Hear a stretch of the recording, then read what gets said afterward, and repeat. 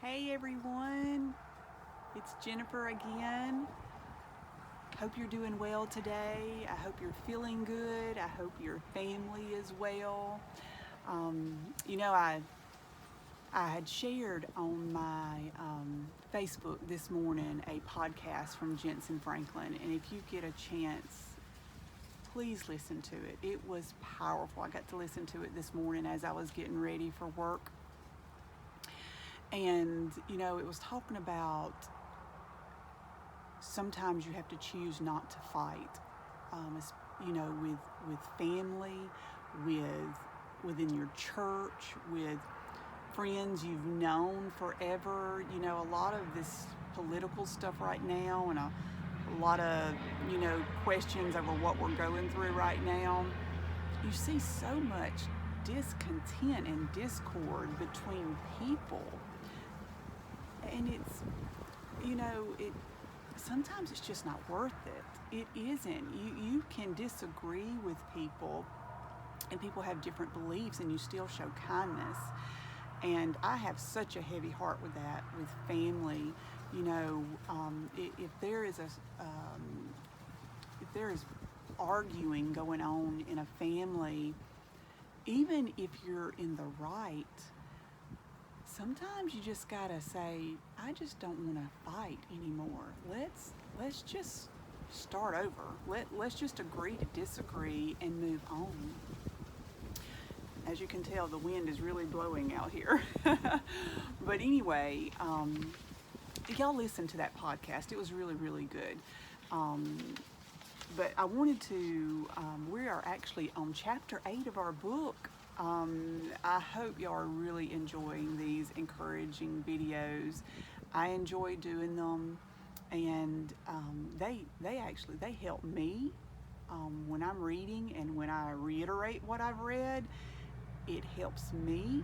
And so I am praying that God uses this to reach out to you and to encourage you during a certain time in your life that you're going through. But chapter 8 is talking about focusing on the positive. We all know how very hard that is. When we're going through a storm, or if we're, walking through trials or brokenness, usually that is what captivates our minds. It's very hard to reach deep and find the positive, even though what we're going through is one thing in our life, but it is so magnified, and it hurts us and grieves us so that it crowds out the other. And you really have to dig deep, and you really have to ask God, let me remember the positive. Let me remember. But I wanted to, he explained this really well about focusing on the positive, and I wanted to read what he said. It's really short, and I hope you can get something from it. But it says, when we cannot see our acres of diamonds, it likely means we are in a transition. Now, that is not a bad thing. If we are in a transition, that means something good's about to come. So in this season, God is moving us from where we are into where He wants us to be. And that's what we all want to strive for, is where God wants us to be. It's like he compares it to a marriage. It's like going from being single and in control of your own life to being a healthy spouse in a healthy marriage. It all doesn't happen in an instant. That is a process. You have to get through the transition period. Like when I first met Johnny, and when you first met, the love of your life, it was all happy, and, you had those butterflies, which I still do. But anyway, you just thought nothing could go wrong. And so, you married, and then, thinking everything is going to be like a fairy tale the rest of your life. And we all know that is not how that ends up. After a lot of people, after just a few months and real life sets in, some couples start questioning their decision to even marry, which I know is sad, but they do. Couples get married, and they their new relationship status, they think that there's never going to be conflict or arguments, and where's this extra effort coming from? They're believing that it's a cakewalk, and they have this perfect picture of what it's going to be like. You know, the house with a white picket fence and your manicured yard and your wife that can cook off the chain and your hard-working husband, and that's going to, you know, be romantic. And, you know, those are just all things that are like visuals in your head.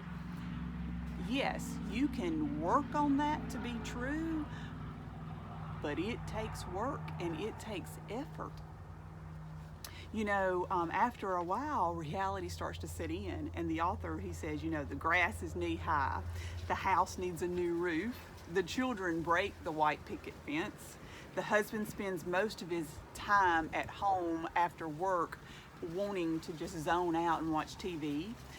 The wife hates cooking, and so, you know, you have all these things that, you know, are really real, but transition involves our expectations, and most of them are unrealistic. When the unrealistic picture you have in your mind, when it shatters, now that's when the enemy will whisper to you, you made a mistake. What are you doing? Why did you even get married? You messed up and it's time to give up. That is all the enemy, and that is a spirit of negativity. When life starts to look a lot less like the fairy tale that you pictured in your mind, whether you are in transition or not, it's really easy for the enemy to attack you and cause you to turn negative and cause you to question everything that you did. So don't give up right at, you know, your first obstacle or right at your first hard thing that you come across. Don't think, oh, maybe I made a mistake, or maybe I shouldn't have done that. Don't give up so easily. That's what the enemy wants you to do. You've got to work at some things to make it how you want it. You have to work at these things. Me and Johnny has been working on this marriage since 1993. I love him more today than I did when I laid eyes on him, and that is a whole lot. You can ask, I remember when I first met him. I actually met him at the skating rink. And I had never dated before. You know, when I was in high school, I was very, you know, academic. People called me a nerd, I guess. But I stayed in my books. I studied all the time, you know, trying to get those grades and the scholarships for college. So I just didn't care for boys. And so when I met Johnny, which was in, you know, when I was 18, it floored me when he made a notion to even want to speak to me. It took my breath away, and I knew he was the one right then at that moment. And I remember when I went home, because I was actually chaperoning my two younger brothers. You know, the skating rink was the hangout back at that time. And when I went home, I ran into that house screaming to Mama and Daddy, you know, about this boy. And so he still makes me feel that way, and I always want to feel that way about him. But was it work? Yes. It was not always easy, and we still work on it every day. You still have to be loving and forgiving and communicate. But that's all for my marriage lesson today. I sure do love y'all, and I hope y'all have an amazing day. Get out and enjoy this weather if you're able to. Do something, you know, that you enjoy. Whether it be drink coffee, cocoa, read a book, read the Bible, you know, call someone. But just breathe. You are alive to see this day. All right, I love y'all. Have a good one. Bye-bye.